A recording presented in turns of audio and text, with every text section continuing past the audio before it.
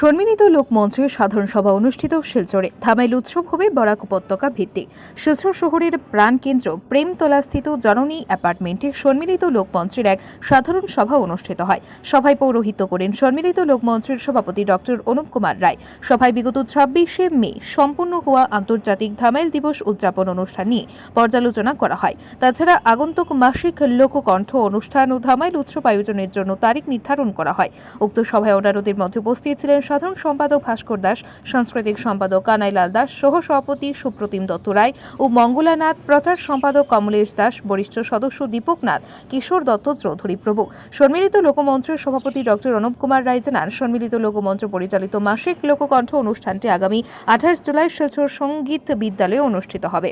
সেই সাথে চলতি বছরের 28 ও 29 ডিসেম্বর ধামাইল উৎসব আয়োজনের জন্য সভা ও তারিখ হিসেবে নির্ধারণ করা হয়। অনুপবাবু জানান, এবছর ধামাইল উৎসব হবে বরাক উপত্যকা ভিত্তিক।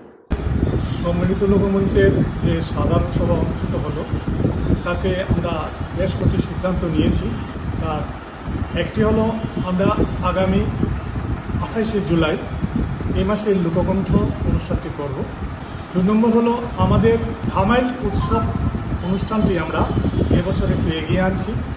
আমরা টেন্টেটিভলি ডিসেম্বরের লাস্ট উইকে আমরা রাখার চেষ্টা করছি এবং এই প্রতিযোগিতাকে এবার আমরা কাছাড় থেকে সরিয়ে দিতে চাইছি সমস্ত বরাক উপত্যকায়, এবং এই প্রতিযোগিতা এবার বরাক উপত্যকা ভিত্তিকই হবে বলে আমরা সিদ্ধান্ত নিয়েছি।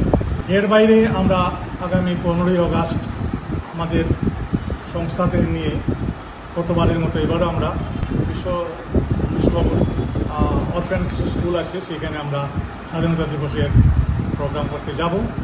এই প্রোগ্রামগুলোর বাইরেও আমরা গত 26শে মেতে আমরা যে ধামাইল দিবস পালন করেছিলাম, তার ধামাইল দিবসের আয় ব্যয়ের হিসাবটাও আমরা সর্বসম্মতিক্রমে গ্রহণ করেছি।